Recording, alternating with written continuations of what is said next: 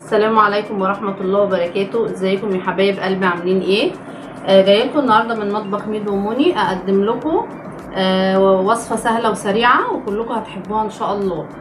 معانا النهارده هنعمل فراخ ناجتس مع رز بسمتي. كنت قدمت الفراخ دي قبل كده مع المحشي وفي ناس طلبت الطريقة، فانا قلت النهارده هنعمل الطريقة مع بعض.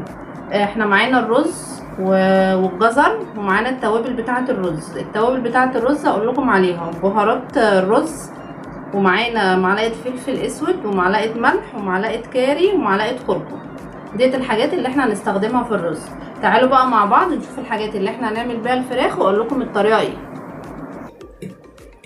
بسم الله الرحمن الرحيم. بصوا يا حبايبي، دوت عباره عن دقيق عادي، حاطه 3-4 معالق وحاطه عليهم شويه ميه وبقلبه كويس قوي لحد ما بيديني القوام ده بس، ومش بضيف عليه اي حاجه تاني.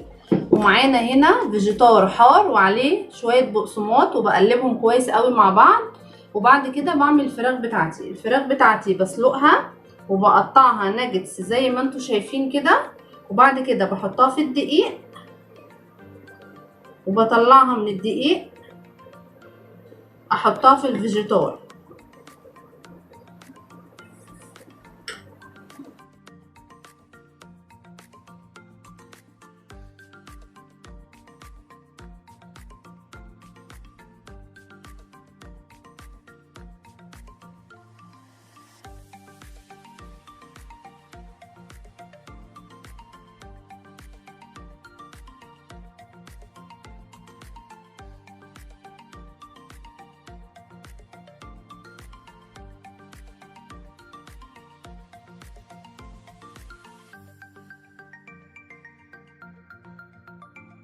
انا كده خلصت الكميه بتاعتي وده شكلها زي ما انتوا شايفين كده. هو ده شكلها بعد ما بطلعها من الفيجيتار. تعالوا بقى مع بعض نحمرها في الزيت ونشوف هتبقى عامله ازاي بعد ما نحمرها، ونعمل معاها الرز واحنا بنعمل الفراخ. استنوني دلوقتي هنعمل الرز مع بعض. جبنا بصلايه وقطعناها زي ما انتوا شايفين كده. هنحمرها في يعني معلقه زيت، ولما تصفر هنحط الرز. هنعملها مع بعض دلوقتي وهتشوفوا طريقة سهلة وبسيطة وكل الأطفال بيحبوها. أنا دلوقتي مستنية بس الزيت بتاعي يسخن. الفراخ بتاعتنا اهي حطيناها في الزيت زي ما انتوا شايفين. الزيت غزير بحيث ان هي تبقى لونها ذهبي كده وتبقى حلوة، يعني شكلها جميل في التقديم. تعالوا بقى نكمل خطوات الرز. البصلاية بتاعتنا اصفرت اهي. هننزل بقى بالرز بعد ما البصل بتاعي لونه بقى اصفر. هقلبه. بعد كده هضيف عليه الجزر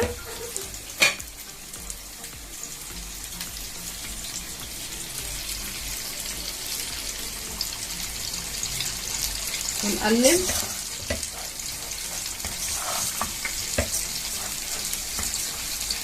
هنحط بهارات الرز بتاعتنا،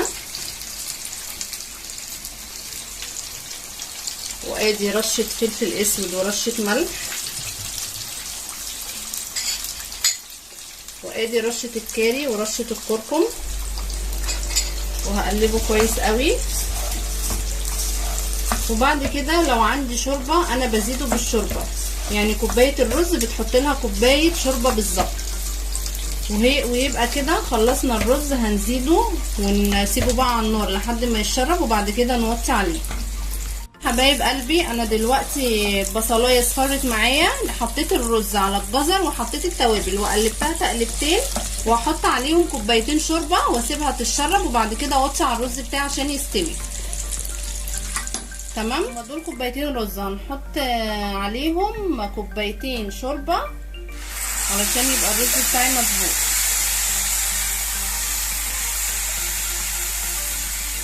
وبكده بنكون خلصنا وصفة النهاردة. زي ما انتوا شايفين كده الرز بتاعنا والفراخ الناجتس. اتمنى ان هو يكون عجبكم وعايزاكم تجربوها وتقولوا لي الطريقه ايه. وعايزه اقول لكم ان الناجتس هي يا جماعه مش بتفك ومستويه وهتعجبكم قوي قوي ان شاء الله. الناجتس اهي قطعتها قدامكم علشان بس اوريكم ان هي مش بتفك وان متماسكه هي كلها مع بعض، للناس اللي هي بتقولي بتفك معايا. واتمنى ان الفيديو يكون عجبكم ويكون خفيف على قلبكم، واقول لكم ان انتم ممكن تقدموها مع مكرونه مع اي حاجه بتمشي، بتبقى طعمها جميل مع اي اكل. انا حابه اقدمها النهارده مع الرز دوت. ولو الفيديو عجبكم ما تنسونيش في اللايك والشير وسبسكرايب. مستنوني الحلقه الجايه من مطبخ ميدو ومني في لقمه على المشي. باي باي.